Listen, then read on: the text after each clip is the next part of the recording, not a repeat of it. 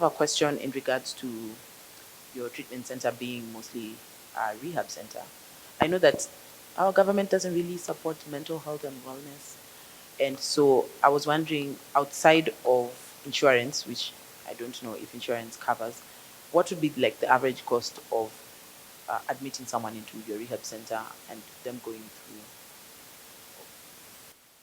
Thank you for that.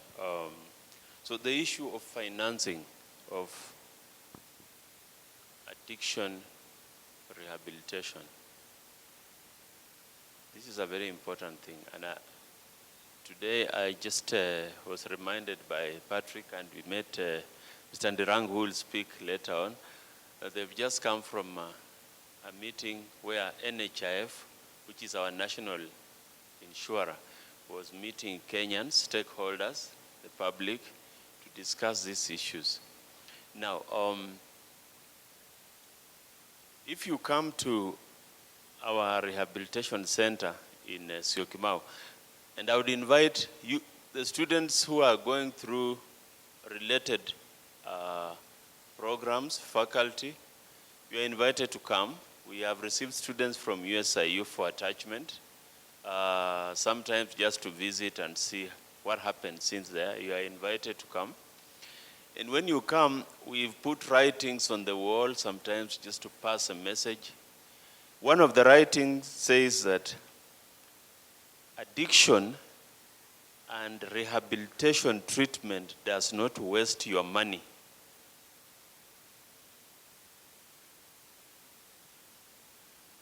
Because when you calculate the cost of addiction and you compare it with the cost of addiction rehabilitation treatment, the difference is as clear as night and day.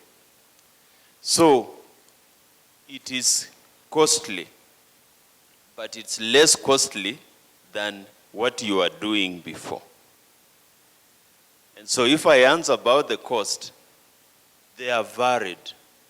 They vary from one center to another because it's an open market. For us, as Fountain of Hope, our costing is modeled on the hospital model because we are not only a rehabilitation center but also a hospital. So we charge a fee, which is a bed charge fee for the nursing care, for the detoxification, for all the other services.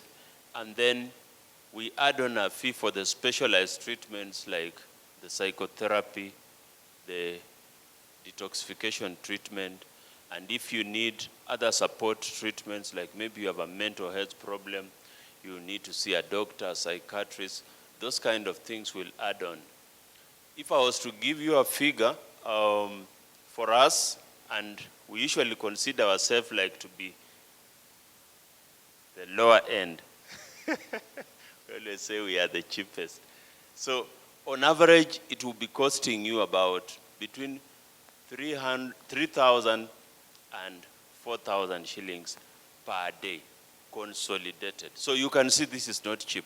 It is expensive for most families. NHIF, our national insurer, has started to come in, but it's not yet where it should be. They are still limiting to just a fixed amount. Most of the people who are insured by NHIF can only enjoy up to around 20,000 shillings per month support from NHIF. But they also have the program, the Super Cover, the program which mainly deals with the civil servants and other people who are paid for at a higher premium, where it can take the whole cost. So in summary, to answer the question, the cost can vary. It's not a small cost. NHIF contributes a small percentage. Most of the other is paid out of pocket by the families. But as you struggle to meet this cost, remember it's cheaper than letting your loved one drop out of school, lose the connection with the family, become a junkie in the streets, and maybe lose their life or rot in prison in the process. Thank you.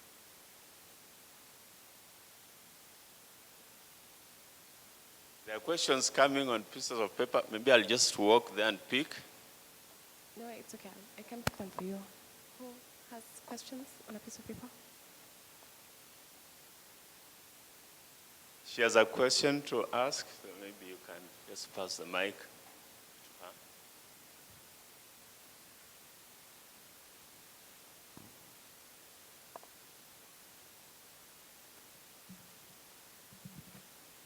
Okay, I would like to ask if, for example, you want to refer like someone to you, is there a way that you can reach to you, maybe in form of online or website or a phone number, so that you can get maybe more information about?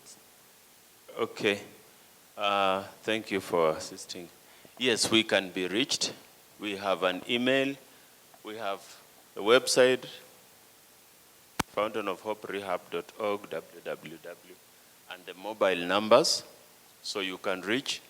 But when you want to refer someone, the important thing is that engage with this person, engage with these families, and try to let them see the benefit of seeking rehabilitation. We have also realized that there's a lot of fear of the unknown. We are coming from a scenario where people using drugs were like outcasts, and they always feared the worst. The police are waiting to apprehend you. Your family does not want to be associated with you because you have embarrassed them. Everyone looking at you think you are a madman. So there was a very globalized stigma environment around these people. And we still have vestiges, a hangover of this scenario. So when you're going to convince this person who is in addiction, be sensitive to that, and also let them know that things are changing now. We have care that is caring, so that you're not going to be locked up like you're in a prison. You are not going to be humiliated or mistreated as you seek care.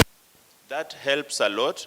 And then once you have them along, you can accompany them. Some of them just need that support for you to be with them up to the therapist. They can come in. The treatment options we have outpatient treatment options. We have inpatient treatment options. It depends on the assessment that she talked about, which we make when you come. And after we have seen what suits you and we have discussed this with you, then you go in for the treatment. I hope I've answered. The contracts are displayed. In the interest of time, we will only be able to take one question, but someone had asked about social media. So I know the room is full of Gen Zers and millennials, so their Instagram is at fountainofhope_rehab center. Did you write I need someone with better eyes to read. I'm telling you, my eyes are horrible. I think I need reading glasses and I forgot them. How do I approach my sibling who is in denial about their alcohol abuse and doesn't feel they need help yet? As a family, we can see the negative effects of their consumption. Okay, then read the next one so that I will take both of them. How to help someone who is defensive and in denial? It's kind of the Actually, same the same thing. Yeah. Okay, this is a very good question. Very, very good question, because it's a prevalent thing. People who are using drugs of addiction almost always get defensive and they get into denial. They only open up amongst their peers. Maze, jana tuliwaka, it was so bad. But if they are with people who they think are like parents or authority figures, they will say, I never went out. So they are defensive. How do you break these barriers? It's not easy, but it can be done.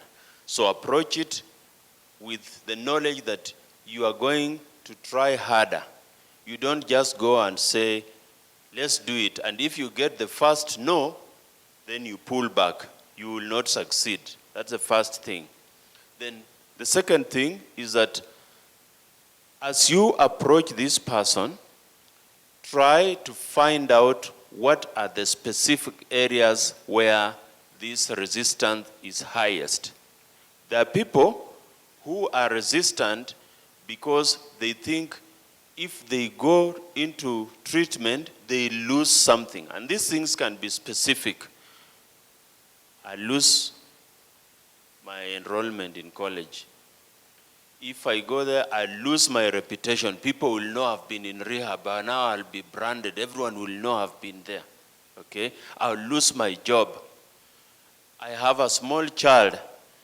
Who will take care of my child? So there are usually some specific things that are highest in the worry list. And if you can identify some of these things and discuss them with this person, then you get the resistance getting reduced. Sometimes the fear is just a fear of the unknown. Like I said, we are coming from an environment where use of drugs was criminalized.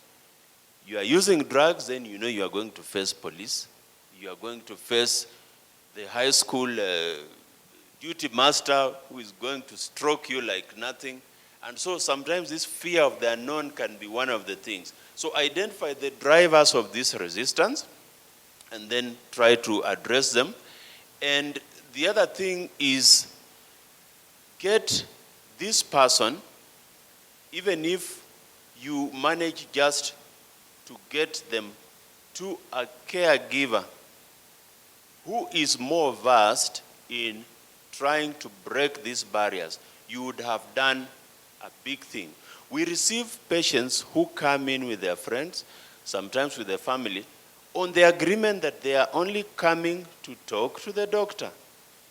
You are not going to be admitted, you are not going to be put in any rehab, and you're just going to talk to the doctor or to the counselor. And sometimes this meeting can be in a neutral place. Sometimes it can even be in their homes, what we call interventions. And so when these people who are experienced come in, they're able to identify these barriers to seeking treatment in these patients, and they help you to break these barriers and get these people to come. Having said that, and some that I may not have said, but you get that information if you get to, especially our videos, we have talked about this thing, Dr. BMS. Having said that, there'll always be that small percentage of those ones who are resistant completely. They can't be convinced and they will not come. Most of these are people who are really deep into addiction, and maybe they have mental health problems to go with it. And sometimes you may have to apply other measures to get them to care. And that's why you had this mention of like people coming in because of court process, criminal justice system. You've been brought in by a probation officer. The court has ordered that you go. Sometimes the employer has said, USIU is saying, if you don't go into rehab, you are getting fired. They get those kind of things. Those are in extreme cases, but most of the people, if you take time to engage with them and understand what is making them resistant, what is driving this thing, then you can be able, with patience and tact, to break these barriers, and professionals are always there to help you. I think that answers those two questions that had been asked. So we can close that at that point. Can you give me a big round of applause for answering questions perfectly? Thank you.